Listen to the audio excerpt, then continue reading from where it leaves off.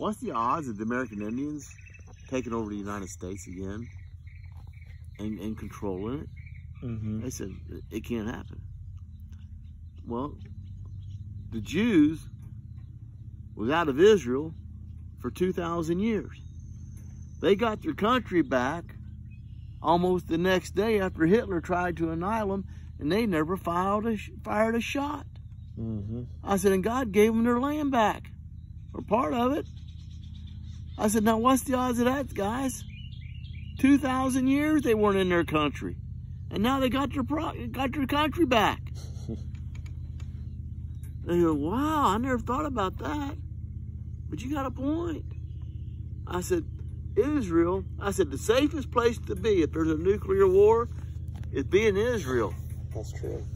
Because God's not going to let them be annihilated ever again. I won't. They said, man, you'd kill everybody. I said, buddy, I said, there's a nuclear war. I said, I want our family to be at the table having Thanksgiving dinner, and the first one come right down our chimney. And we're all saved. I said, we're going to go to heaven at once.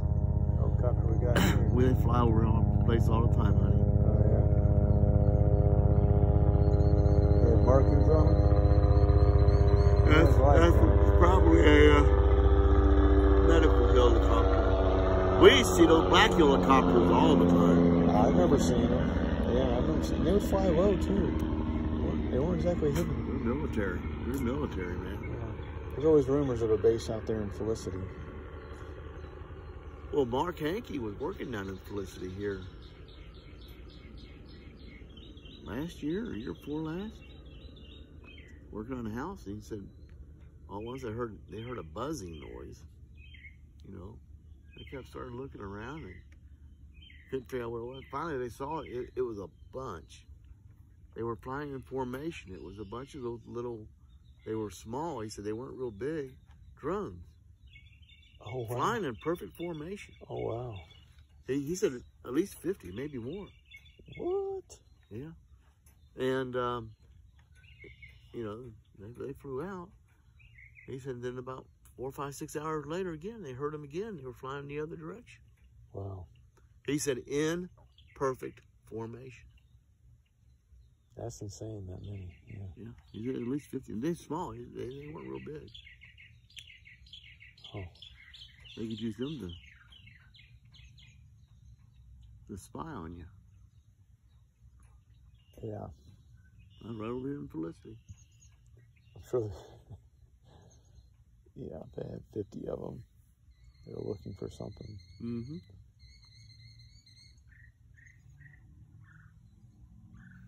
Just like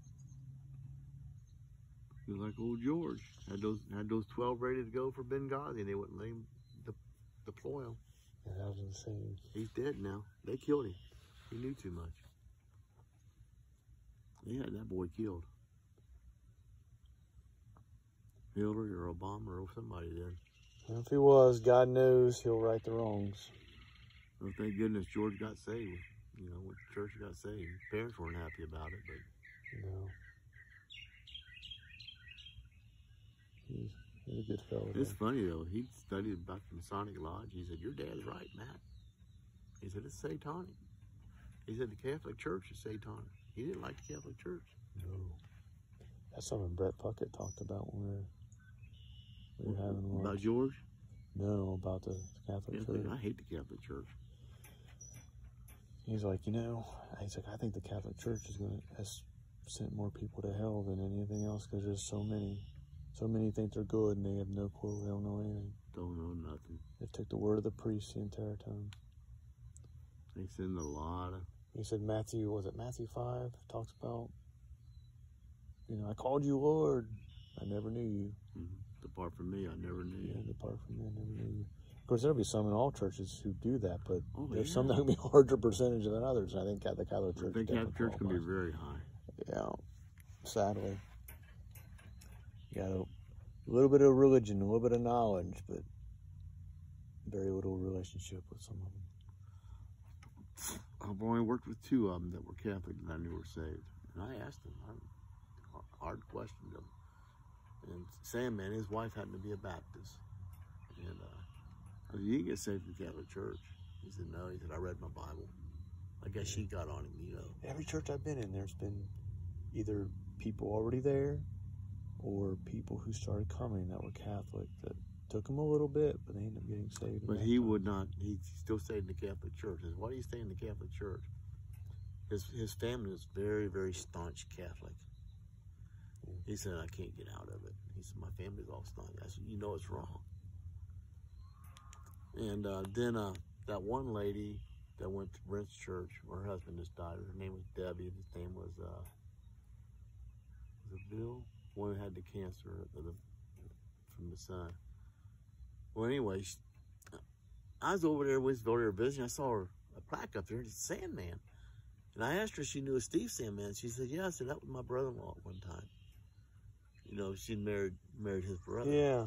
And married his brother. Sandman still alive? Yeah, as far as I know. So, she said, yeah. She said, there was something going on because when they got married, Steve got married, his mother wore black to the wedding. And what it was, a true Catholic, if you don't marry Catholic, you're dead to the church. Yeah. So she was actually... Especially Vatican I. Vatican I was that way. You know. They loosened a little bit on that in Vatican II, but yeah. But, and his wife, I guess, wouldn't go along with the Catholic Church. And I said, well, they're very hard Catholic, and they actually, some of those old Catholics would actually have if you left the church, they would actually have a funeral for you and disown you. A lot of them would. Especially in these foreign countries. Not too bad here in the States, but some of these foreign countries, they would actually disown you. That's how powerful it is. Very powerful organization. It's a cult. The Catholic Church is nothing but a cult. Yeah, loosely, as what we call cults. But yeah, I mean, it perverts the gospel. It's a cult. I agree with you. Salvation through works. Salvation through dilutes the gospel, dilutes who Jesus is. It's 9:30. Yeah, I hate the Catholic Church. I hate the Masonic Lodge.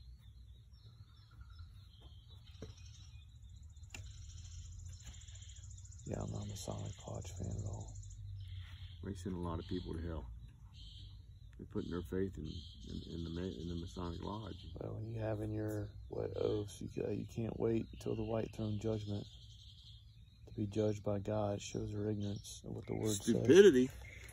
I showed that to Earl at work, man. And the Ohio Blue Book. He's a Baptist. I questioned him, you know what the great white throne judgment is? He said, yeah. I said, what is it? I didn't make him tell me. He told me. I said, what does it say here in your book? He read it. That ain't what it means. I said, Earl, what did it say? He said, can I borrow this a minute? I said, you going to bring it back? I ain't supposed to have that. He said, yeah. I said, you going to bring it back to me? He said, yeah, I'll bring it back. So he went up to the Union office and asked those worshipful masters up there. It was called a Blue Book? Ohio Blue Book. It's Masonic Lodge? Yeah. It's for Ohio, state of Ohio. You still got it? Yeah, I've got it in there somewhere. So he took it up there and asked those worshipful masters about it. And he came back and what did they say? They said that's what it meant. Earl, and you're still in the Masonic Lodge? That's Satanism, buddy. I said, they're worshiping. God is getting ready to judge them and send them to hell for eternity.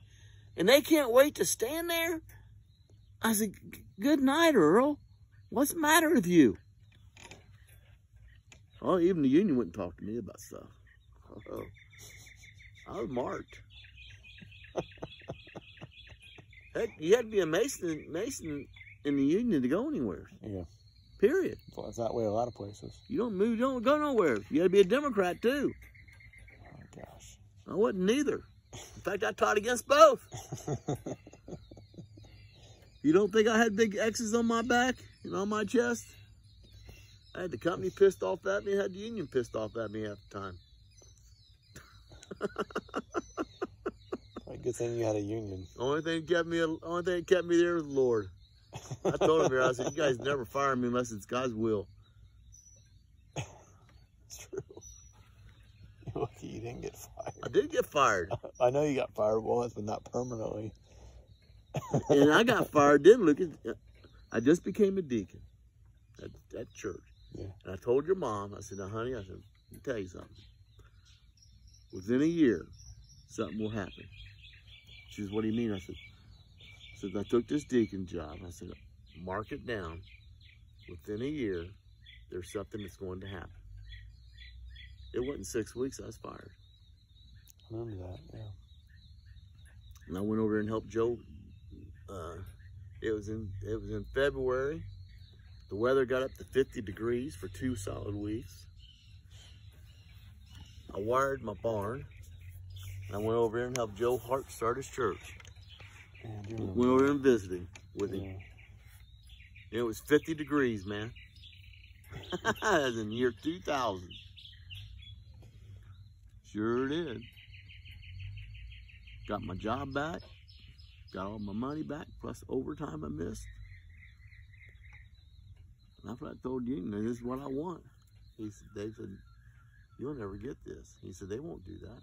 I said, Dave, they will either do that or we will be in court. Because when they fired me, I asked them, I said, I thought labor relations here is supposed to be impartial and make sure the union and the company's doing what's right.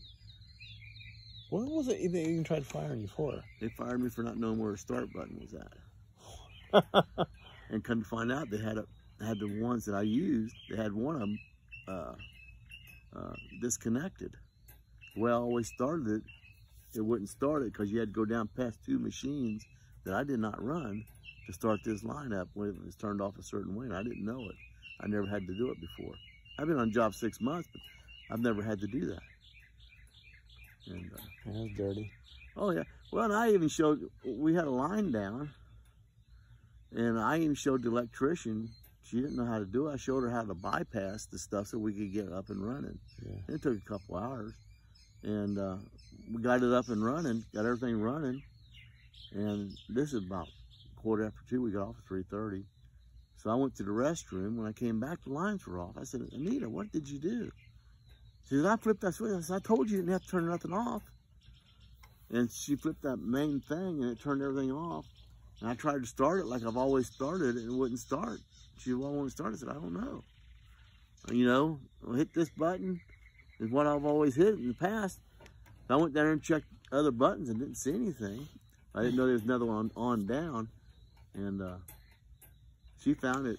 They sent me home, I guess, about 2:30. And she was a Christian lady, too. And she shouldn't have been on the job. She was an apprentice. And had her over there by herself. And so when they took me up there, they said, the union said, or the company said that they, because she's going to be a witness for me. They said, oh, no, we can't use her because they got testimony, you know, report from her, you know, talk to her. And she said, I told them exactly what happened, you know, what you did and how you helped me and all that stuff. She said, but they don't want to believe me. They think that Dave Hall rode me around. And she said, Dave didn't ride me around or not. They made all that up. That he rode her around and convinced her to be on my side and all. She said, none of that happened. The company made all that crap up. Wow. And so when we went up there, and I told them what happened, how we got it running, I said, now why in the world would I spend all that time getting that line up and running and then shut it down? And they said, we ain't figured that out yet. I'm just shaking my head. I'm chewing them out, man. I'm pissed. I'm royally pissed. So they said, well, they get me for sabotage. Well, I didn't shut it down. I wouldn't even want to shut it down. She was going to shut it down. But I didn't know how to get it started. But I did not know it had been rewired. And so when I asked them that, they said, we do whatever the company says. I said, okay. Right there, I got them. I had them. Because they're supposed to be impartial. Labor relations. They had 3 labor reps up there for me. And we're getting ready to leave and head labor rep. I stood up and leave. Me and Dave Hall, committeeman. And he said, I need your ID. Okay. Got my wallet, got my ID. I threw it on the floor. Right in front of him. Threw it on the floor. I threw it. I said, if you want it, you pick it up. I swear I did. I'm hot, man. So he walked there, he picks it up like just watching me the whole time. Yeah, well, he walked out there, Dave looked at me, he says, I ain't never. He said, I've been a committee, I've been here 30-some years on committee. I've never seen no one do what you just did. I said, hang around, Dave, you might see something else. He said, what would you have done if he reached there and grabbed you? I said, I'd have knocked him out.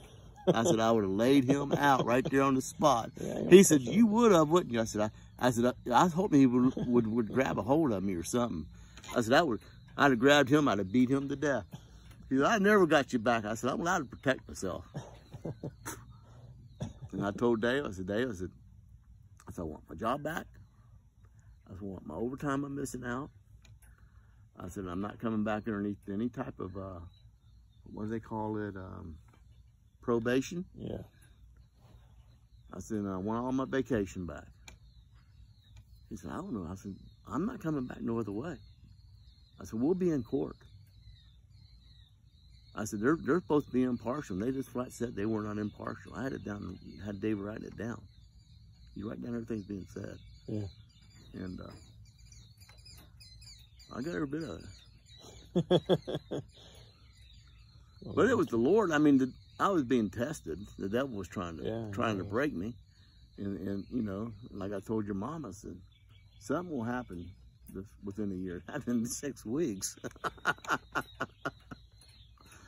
But I was always being, some supervisor was always after me about something. It's just because I took my stance and I wouldn't back down from them, and I didn't care. The same way with the black issue. That's why I'm so adamant on that. They're giving everything. And the ones that are doing all this rioting stuff, I don't care, Lucas, if you gave them $1 million a piece, they'd want $2 million. It wouldn't be enough. It will never, whatever you give those people, it will never, ever be enough. I'm 40 years old and I've heard the same thing about victimhood my entire life. Live in America, and when in general, when a culture shames those who try to better themselves in their own community with education, and I call it Uncle Tom's because of it. That's an issue. You better believe it's an issue. There's some major issues there.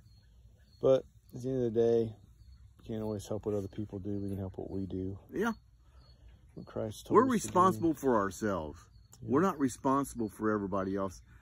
Do I think we should treat people bad? No. And even at work, it didn't matter to me. And I had a lot of friends that were black. Yeah. That I helped, you know, and I'd help them anywhere. And, you know, I talked to them. It wouldn't have bothered me to them come over to the house or nothing, or I went to their house. And they were nice people, and I got along with them great. But they felt like, you know, they did their job. They worked just like I did, or you would do. They did their job, and they were, you know, and went on about their business. Yeah. But these other people, no. You give them $1 million, they want $2 million. You give them $2 million, that ain't enough. We want $3 million. You will never ever please those people. They are nothing but they're sponges. They're just low lives. And they just want to be taken care of for nothing. They want everything. Yeah, get along fine with the hard-working ones. Yeah, they want to better themselves. And absolutely. Better the community. Yeah, get along with those people all day of the week. Yeah, and I don't have a problem with being in my church.